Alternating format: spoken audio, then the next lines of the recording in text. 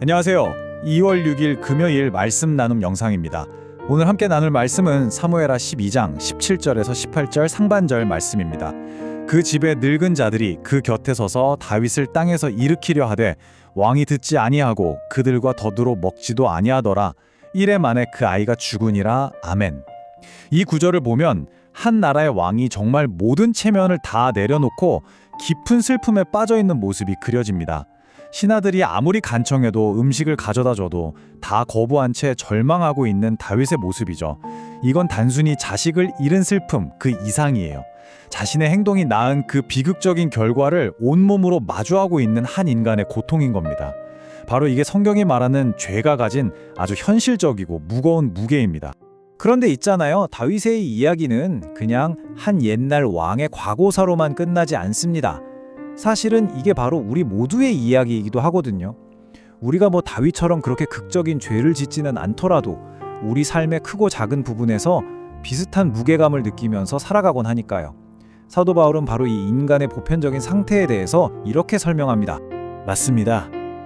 모든 사람이 죄를 범하였다. 이 말씀이 어쩌면 좀 충격적으로 들릴 수도 있겠지만 성경이 인간을 바라보는 아주 핵심적인 관점입니다. 무슨 뜻이냐면 완벽한 사람은 아무도 없다는 거예요. 우리 모두는 하나님의 그 완전한 지중에는 미치지 못하는 부족하고 연약한 존재라는 걸 인정하는 데서부터 이야기가 시작됩니다. 사실 우리 일상을 한번 찬찬히 돌아보면 이게 무슨 말인지 금방 알 수 있어요.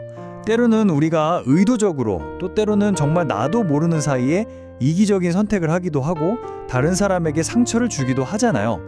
바로 이것이 성경이 말하는 우리 모두가 마주하고 있는 현실인 거죠. 하지만 다행히도 이야기는 여기서 끝나지 않습니다.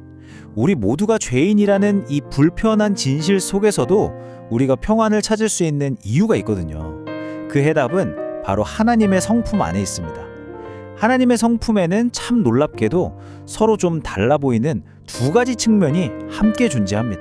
우리가 진짜 평안을 누릴 수 있는 이유는 바로 예수 그리스도께서 우리의 모든 죄의 대가를 대신 치르셨다는 그 믿음 때문입니다.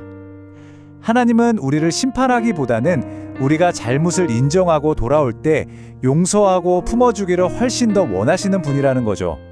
이게 바로 하나님의 첫 번째 성품, 용서입니다. 바로 다윗의 이야기에서 하나님의 이 놀라운 성품이 아주 선명하게 드러나죠. 하나님은 진심으로 회개하는 다윗을 용서하시고 그에게 왕으로서의 기회를 다시 주십니다. 하지만 동시에 그 행동에 대한 책임은 반드시 물으세요.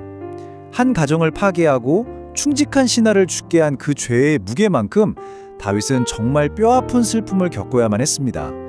이처럼 하나님의 세계에서는 용서와 책임, 이 두 가지가 늘 함께 갑니다. 자, 그럼 이 용서와 책임 어떻게 보면 서로 좀 모순되는 것 같잖아요. 이 두 가지가 어떻게 하나가 될 수 있을까요? 기독교 신앙의 가장 핵심적인 상징이죠. 바로 십자가의 그 해답이 있습니다. 십자가는 우리를 향한 값없는 선물인 은총인 동시에 우리가 갚아야 할 사랑의 빚이라는 이중적인 의미를 담고 있어요. 십자가의 깊은 의미를 이해하는 여정은 우리가 한 두 단계 정도로 생각해 볼 수 있을 것 같아요. 첫 번째 단계는 다윗처럼 우리 자신의 죄를 정직하게 마주하는 겁니다. 그리고 두 번째 단계는 그 죄의 무게가 내가 생각했던 것보다 훨씬 더 무겁다는 걸 분명하게 인식하는 거죠. 바로 이 지점에서 우리는 정말 놀라운 역설과 마주하게 되는 거죠. 내가 지은 죄의 무게가 얼마나 무거운지 깨달으면 깨달을수록 나를 위해 주어진 십자가의 은혜가 얼마나 거대한지를 비로소 알게 된다는 사실입니다.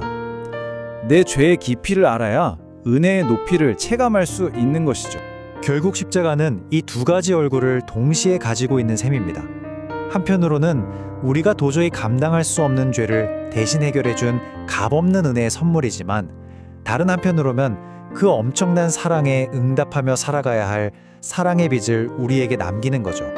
이 점이 정말 중요합니다. 만약 우리가 나는 그렇게까지 큰 죄인은 아니야 라고 생각하면서 내 죄의 무게를 가볍게 여긴다면 우리를 구원한 예수님의 십자가 역시 한없이 가벼워지고 말아요. 결국 십자가가 가진 그 진정한 가치와 감격을 놓치게 되는 겁니다. 자, 그렇다면 이 모든 걸 깨달은 우리는 이제 어떻게 살아가야 할까요? 이건 결국 사랑과 섬김의 삶으로 이어져야 합니다. 오늘 하루 이 두 가지를 마음속에 함께 품어보면 어떨까요? 먼저 나를 행한 예수님의 그 크신 은총을 바라보는 겁니다. 그리고 동시에 그 은혜가 아니었다면 결코 해결할 수 없었던 내 죄의 무게 또한 기억하는 것이죠. 이 두 가지가 우리 마음속에서 균형을 이룰 때 우리의 삶은 자연스럽게 사랑과 섬김으로 채워질 겁니다. 오늘 여러분의 하루가 바로 그런 사랑과 섬김으로 가득하기를 주님의 이름으로 축복합니다. 기도하겠습니다. 정의와 공의의 하나님, 주님의 사랑 안에서 우리가 누리는 놀라운 은혜를 기억합니다. 우리 죄를 씻으신 십자가의 무게를 잊지 않게 하여 주옵소서.